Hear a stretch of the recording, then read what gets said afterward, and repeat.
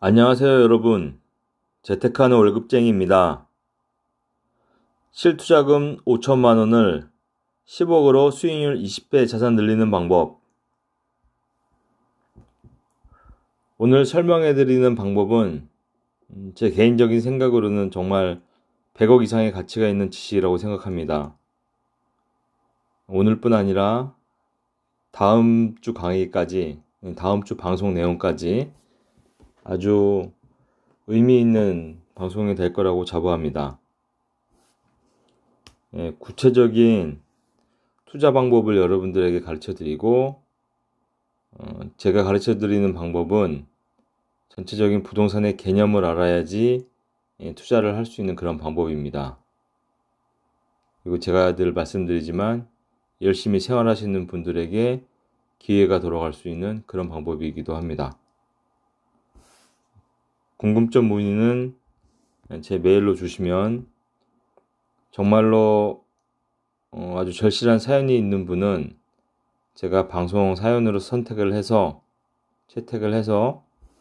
같이 내용으로도 다루고 같이 의견도 전해드리는 그렇게 하도록 하겠습니다. 모든 투자의 책임은 본인에게 주어지며 본 내용은 투자의 참고 자료로만 활용하시기 바랍니다.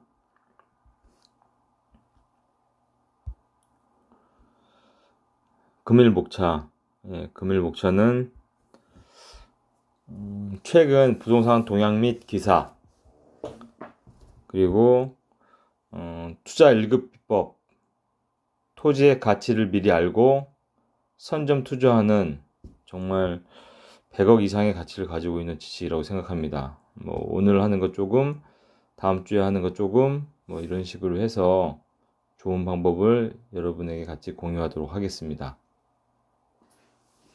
이거 외에도 제가 한 20년 동안 공부하면서 기록하고 실제 투자를 적용하고 실제 수익을 내고 했던 방법들입니다. 제가 앞에 11번의 방송에서도 같이 공유 드렸지만 저는 과거에 있었던 실적, 등기 권리증이라든지 낙찰증이라든지 매매대금 지급증이라든지 이런 증빙 자료를 다 해서 여러분들에게 다 같이 공유를 했기 때문에 실제 효과가 있는 그런 방법들을 가지고 여러분들에게 설명을 드리고 있습니다. 오늘 이렇게 두 가지 위주로 하고요. 그 다음에 나머지는 제가 경매 강의도 내용으로 좀 다루려고 하고 있고, 투자 가치 있는 청약 물건 같은 것도 소개도 하고, 앞으로는 미래에 가치 있는 거, 호재 등도 소개를 드리고, 기타 자산들에 대해서도 어떻게 투자를 하고 어떻게 해야 될지 함께 좀 생각해보고 공유하도록 하겠습니다. 제가 그 앞에 방송에서는 최근의 부동산 동향 같은 거는 매매 수급 지수라든지 매매가 변동률이라든지 주택 구입 부담 지수라든지 이런 그래프 데이터들로 했는데, 오늘은 간단하게 뉴스 기사 정도로 간단하게 하고 2번 투자 1급 비밀에 좀 시간을 할애하도록 하겠습니다.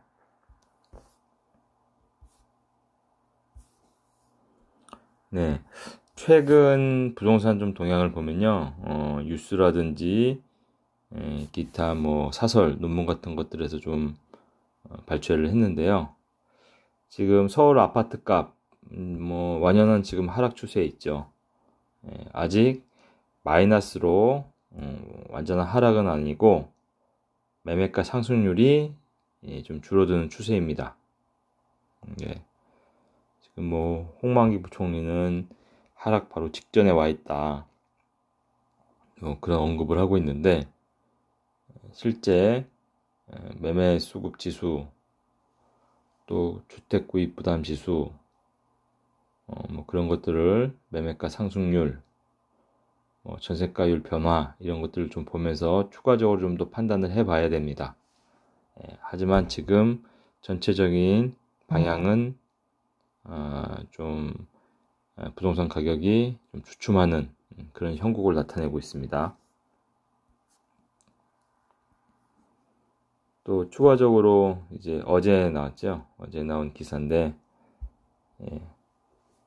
그 12억까지 1가구 1주택자에 대해서는 비과세다. 이렇게 1가구 1주택자가 12억까지 비과세가 되면 정말 1가구인 사람들이 비과세 혜택을 받기 위해서 매물로 내놓을 거냐? 그 부분 좀 생각을 해봐야 됩니다. 예를 들어서 저 같은 경우도 다주택 포지션에서 지금 하나 정리해서 똘똘한 한 채를 가지고 있지만 이것을 정리하고 12억 비과세를 받을 것이냐? 그렇지는 않을 것 같습니다. 실제 다주택자들의 양도세가 비과세가 돼야지 좀 큰 효력을 발휘할 것 같습니다.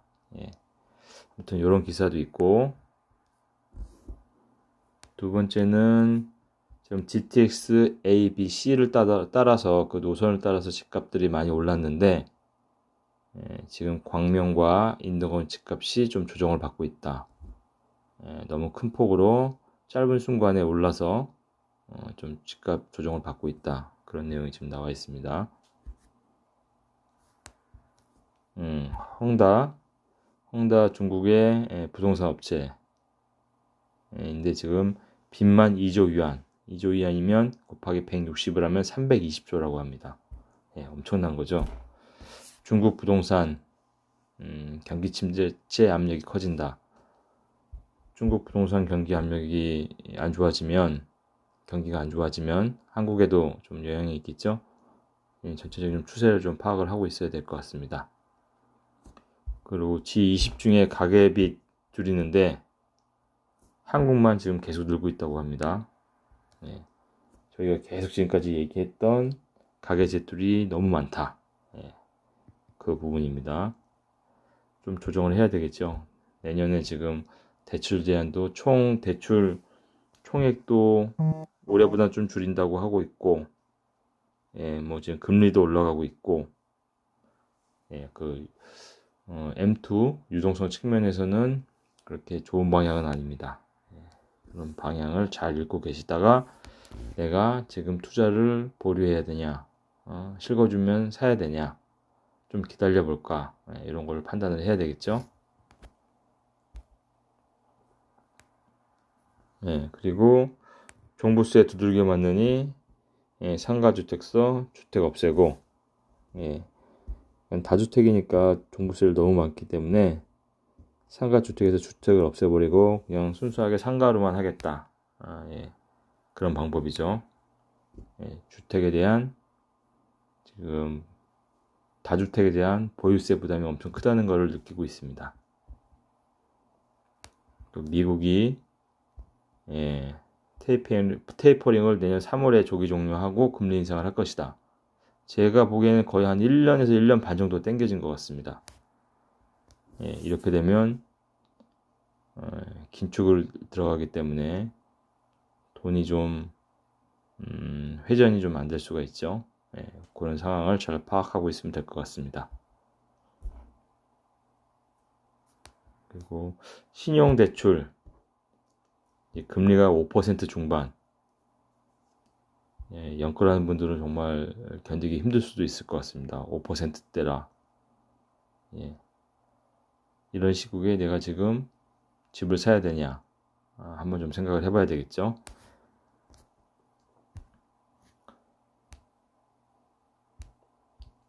규제 주택 대출 증가액도 반토막이 났다. 대출 한파가 더 거세진다. 대출이 돼야지 집을 살 수 있는데 지금 대출이 꺾이고 있죠. 이렇게 되면 내 자산, 내가 매입한 자산 가치는 어떻게 될 것인가, 좀 한번 생각을 해보고 여러분들이 판단하고 행동해야 됩니다. 지금 전체적인 시장이 아무래도 투자라든지 뭐 주택을 구입하는 거라든지 하는 점에서 약간 좀 부담이 있는 그런 상황이니까 앞으로 저랑 같이 계속 지속적으로 좀 확인을 했으면 좋겠습니다. 그럼 본격적으로 투자에 대해서 좀 말씀드리도록 하겠습니다. 과거에 2015년부터 지금 2021년까지 약 6, 7년 동안 지속적인 상승장에서 대부분의 투자로 수익을 낸 분들이 본인이 굉장히 시장을 분석하는 능력이 뛰어나고 올바른 투자를 해서 수익을 얻었다, 이렇게 판단을 하고 있습니다. 물론 그럴 수도 있습니다. 대부분의 일반 아파트 구매, 주거용 구매하시는 분들은 시기를 잘 만나서 좋은 상승장에 많은 수익을 냈죠. 그렇지만 진짜 부자는 하락장에 나옵니다. 하락장에 아무도 수익을 낼 수 없을 때, 그때 수익을 내는 사람이 현금을 확보하고 그 확보된 현금으로 추가적으로 하락된 물건들을 또다시 살 수 있는 것이죠. 그래서 일반적인 성과가 좋은 투자자들은 대세 상승장에 나름대로 분석을 해서 레버리지를 최대한 활용해서 투자금 대비 수익률이 많이 난 그런 경우를 얘기합니다.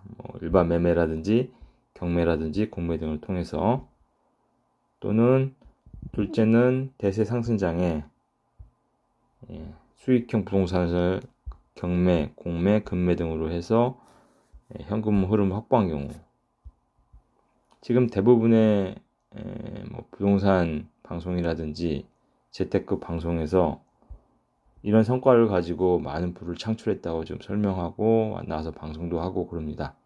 이것도 어떻게 보면은 굉장히 뛰어난 방법이지만, 이것보다 지금은 이제 앞에서 제가 설명드렸다시피 약간 움츠러든 그런 상황입니다.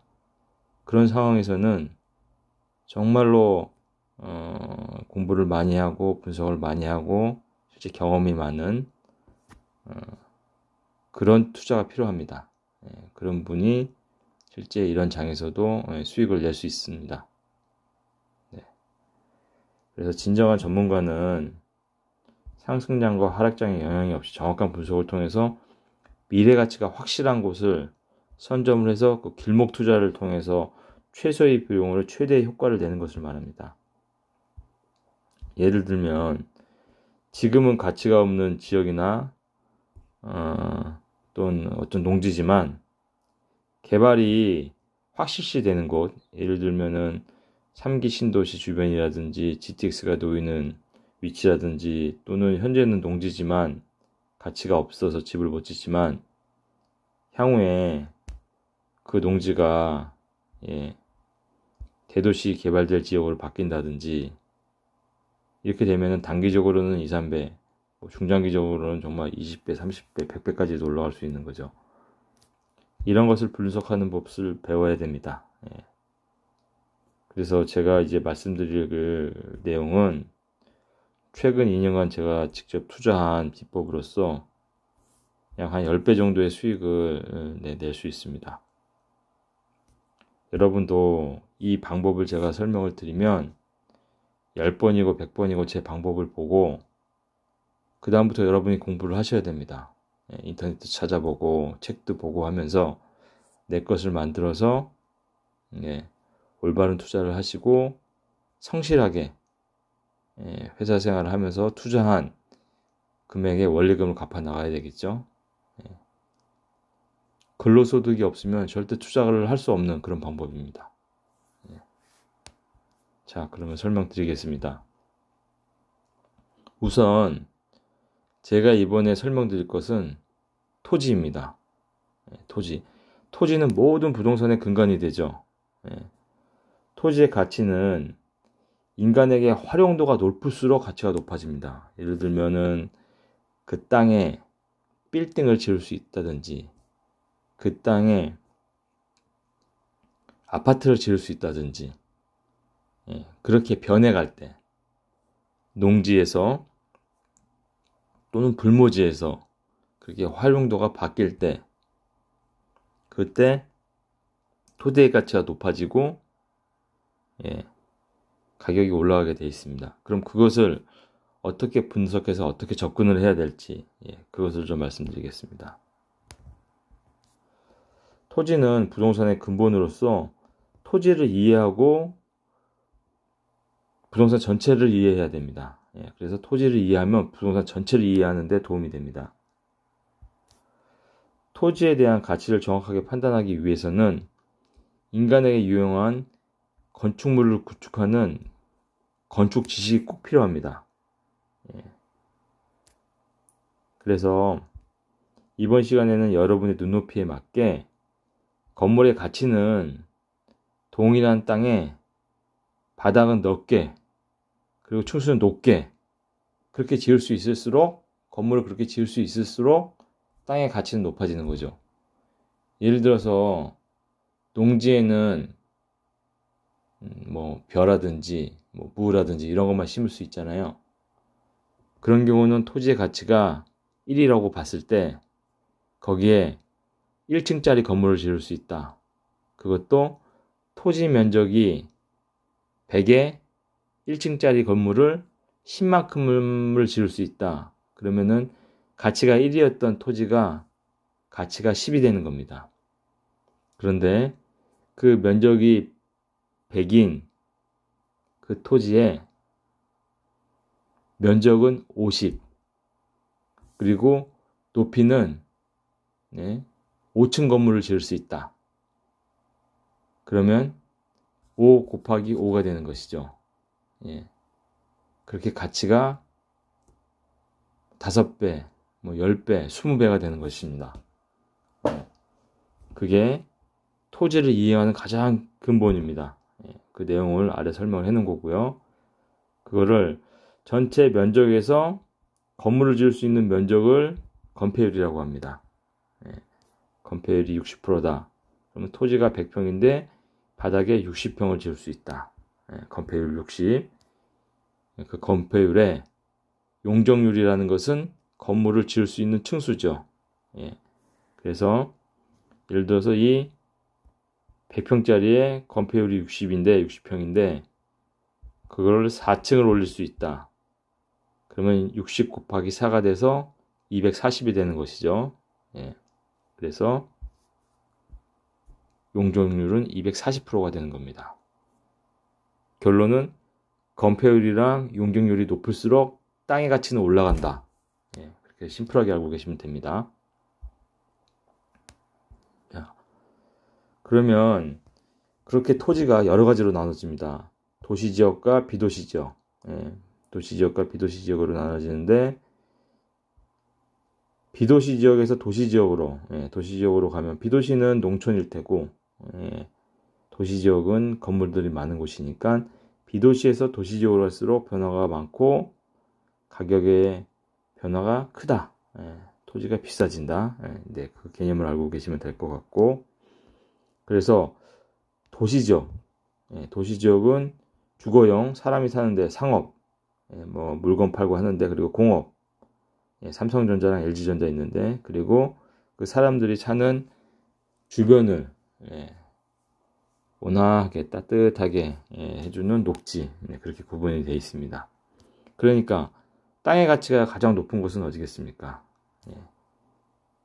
주거랑 상업지역이겠죠. 그 중에서도 상업지역 그 다음 주거지역 땅의 가치는 상업지역에서는 호텔 30층짜리 40층짜리도 지을 수 있죠. 똑같은 100평이라도 그렇지만 주거지에서는 그 1종이냐 2종이냐 3종이냐에 따라서 건폐율 60%다 건폐율 50%다 그게 정해져 있고 그래서 용적률을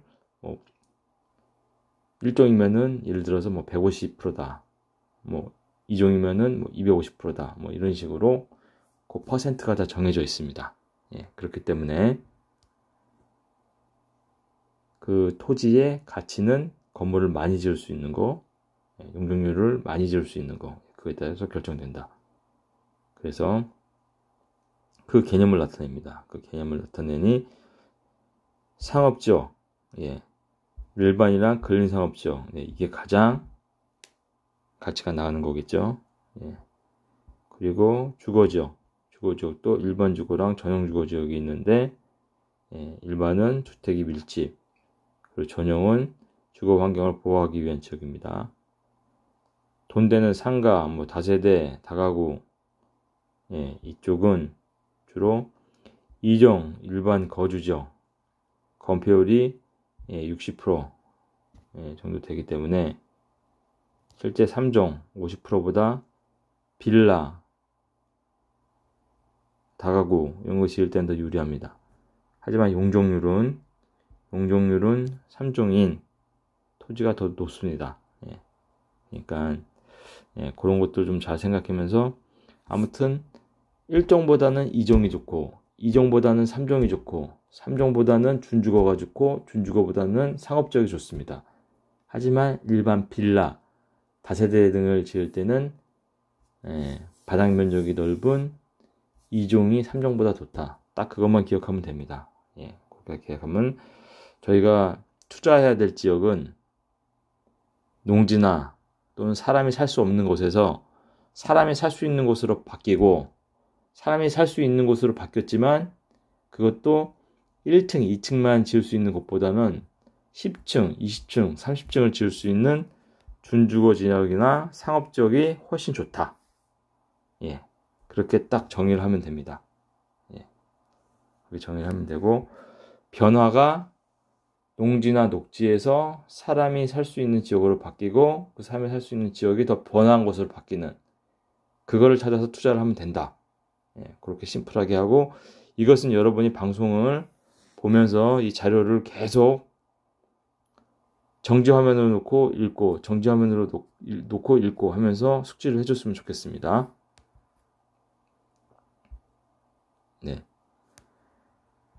그래서 이것도 토지에 대한 개념을 나타내는 것입니다. 녹지는 이렇게 나눠진다. 자연 녹지는 도시지역, 완충작용을 하여 종상의 가능성이 비교적 낮다.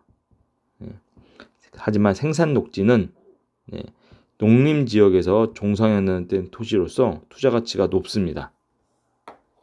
그래서 농림지역 플러스 농업진흥지역이 되었을 때의 땅은 평당 50인데 생산녹지 플러스 농업진흥지역으로 바뀌면 평당 100에서 150 이에 생산녹지로 바뀌면 평당 500 절대농지 상태여서 농사 외에는 쓸 수가 없고 이거는 농림지역에서 종상향이 돼서 규제가 있어서 토지 활용도는 적으나 개발 기대감이 높고 생산 녹지가 되면 상가 등의 건축이 가능해서 활용도가 높아서 가격이 올라간다. 말씀드린 그 개념입니다. 땅의 활용도가 높아진다.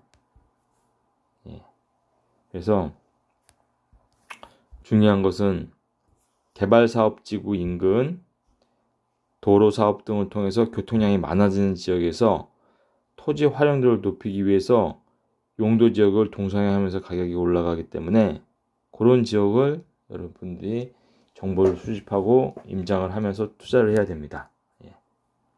자, 그러면은 제가 여러 가지 방법 중에서 제가 토지 투자를 했던 예시를 들어보도록 하겠습니다. 가치가 없는 토지가 가치가 높은 토지로 변경될 때 그때 토지의 가격이 3배, 4배, 10배, 20배로 올라간다고 했죠. 그러면 이 취락지구라는 것이 있습니다. 이 법령은 국토의 계획 및 이용에 관한 법률 시행령 여기에 나와 있고요. 국토교통부 장관, 시도지사 또는 대도시시장은 블라블라블라 해서 쭉 있습니다. 있는데 중요한 것은 보호지구, 취락지구 및 개발진흥지구를 다음 각 호와 같이 세분하여 지정할 수 있다. 취락지구, 사람이 살 수 있는 지구, 개발진흥지구, 개발을 장려하는 지구를 농지나 또는 볼모지에서 지정을 할 수 있다 이겁니다. 그러면 그런 농지나 불모지가 이렇게 사람이 살 수 있는 취락지구나 개발진흥지구로 바뀔 수 있다는 거죠. 그럴 때가 언제냐? 그럴 때가 언제냐를 파악을 해야 됩니다. 취락지구는 자연 취락지구와 집단 취락지구가 있는데 자연취락지구는 녹지지역, 관리지역, 농림지역 또는 자연환경보존지역 안에 취락을 정비하기 위해서 필요한 지구다. 사람이 살기 위해서 필요한 지구고, 집단취락지구도 개발 제한구역 안에 취락을 정비하기 위해서 필요한 지구다. 그렇게 되어 있습니다. 개발지능지구는 주거개발지능지구, 주거 기능을 중심으로 개발, 정비할 필요가 있는 지구. 그러니까 불모지였는데 또는 농지였는데 막 주변이 개발되면서 사람이 살 수 있는 취락지구로 지정도 해주고 개발지능지구로도 지정을 해줘야 된다. 그러면 땅값이 3배, 4배, 10배까지 뛰겠죠. 자, 그래서 부동산 시장이 상승을 하든 하락을 하든 그런 거에 상관없이 이렇게 주변이 개발이 되면서 사람이 모여 사는 지역은 반드시 토지를 종상향을 해준다. 사람이 살 수 있는 지역으로 지정을 해준다. 그게 녹지, 자연 녹지는 건폐율이 20%밖에 되지 않습니다. 100의 땅에 20만, 그것도 1층으로 지을 수 있는데 취락지구는 건폐율이 60%가 돼요. 그러니까 같은 땅, 100에 되는 땅에 사람이 살 수 있는 건물을 60%를 지을 수 있는 거죠. 그러니까 땅의 가치가 3배가 되겠죠. 그래서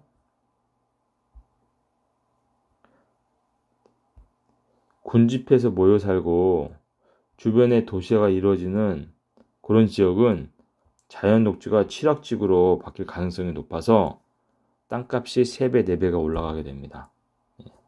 자, 제가 간단하게 예를 들면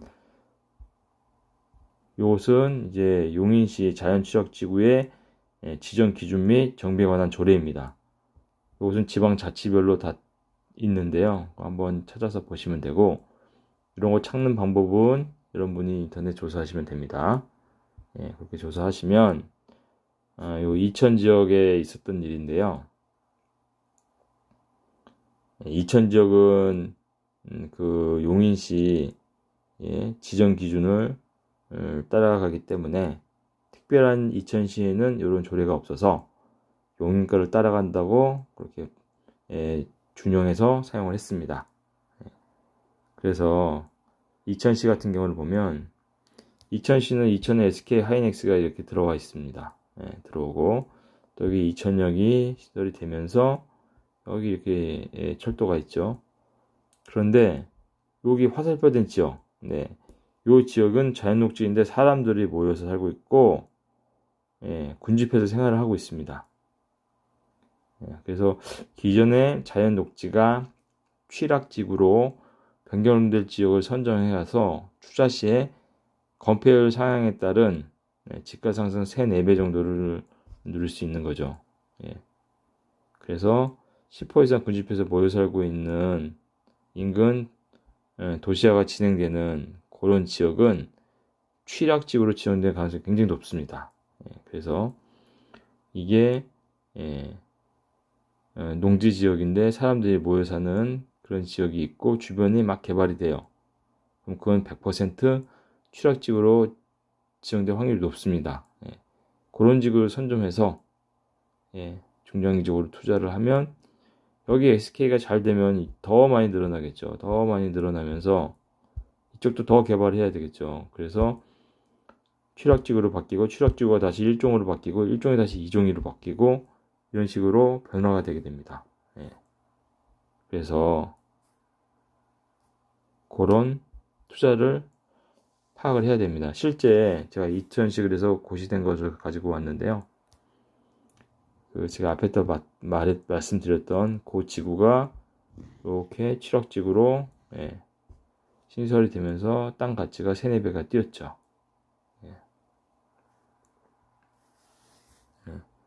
그래서 말씀드리는 내용은 요약을 해보면 취락지구가 지정될 확률이 높은 지역을 선점을 해서 그 지역의 땅을 매매로 사도 좋고 경매로 사면 그 추가적으로 대출이 많이 나오기 때문에 거의 내 자본금이 한 10% 20%밖에 안 들어가고 수익을 내기 때문에 거의 10배, 20배의 수익이 날 수가 있는 것이죠.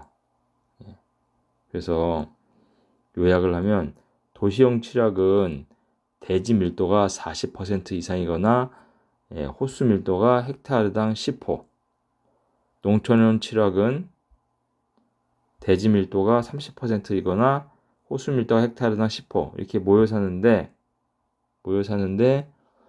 취락지구로 형성되어 있지 않고 그냥 단순한 녹지로 되어 있는 곳, 그러면서 주변에 개발이 많은 변화가 있는 것이죠. 뭐 예를 들면은 과천 지식정보타운 또는 3기 신도시들, SK 하이닉스 공상증설 또는 삼성전자 평택 사업장 신설 등 호재가 많고 사람들은 모여 사는데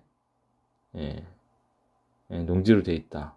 그게 10호 이상 모여 사는 군락시설을 한다. 그러면 그런 땅은 바로 사두는 게 좋죠. 그래서 경매를 반값으로 하면 이게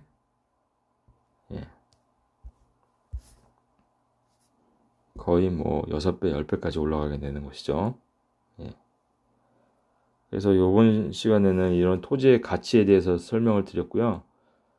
하이라이트는 다음 시간에 해드리겠습니다. 다음 시간에는 요번에는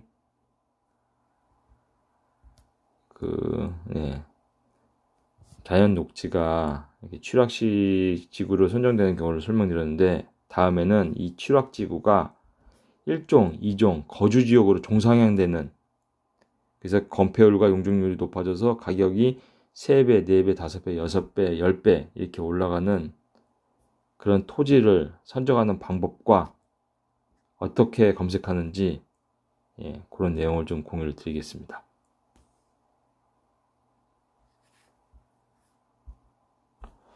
네, 매진말입니다. 여러분, 저는 여러분에게 이런 사람으로 기억되고 싶습니다.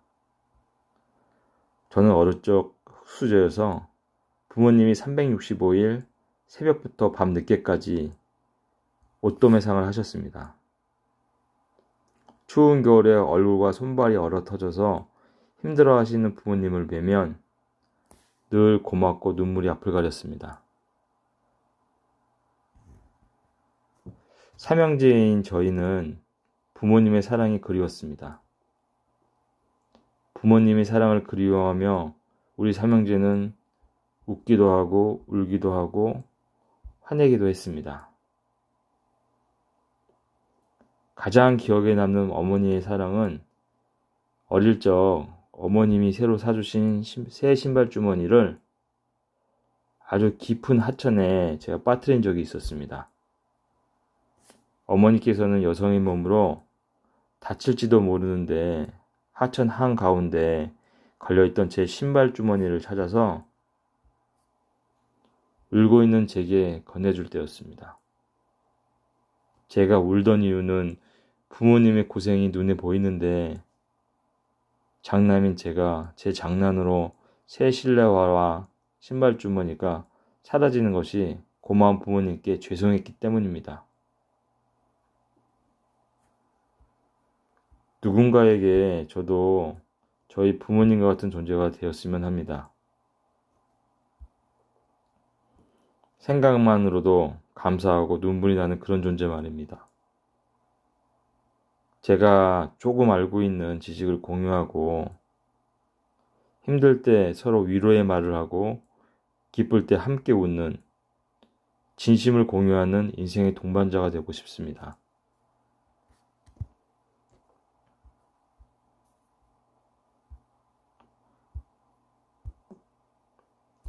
아래 편지는 지금 중학생인 제 둘째 아들이 유치원 때인 9년 전에 쓴 편지입니다. 제 봄은 1호죠. 사랑하는 아빠에게, 아빠, 벌써 크리스마스가 다가와요. 제가 이 글을 쓰는 이유는 아빠가 2017년 동안 저에게 해준 거와 도와준 것을 고맙다고 표현하기 위해서입니다.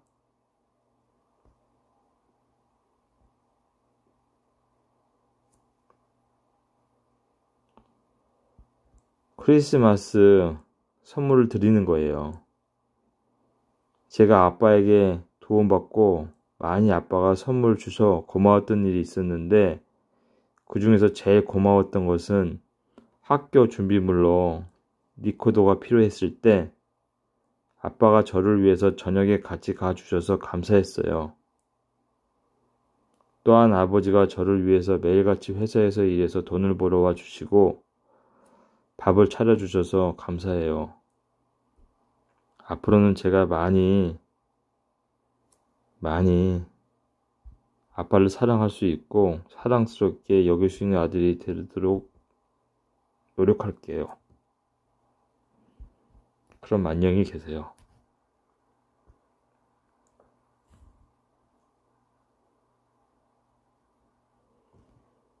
네, 이것도 비슷한 내용입니다.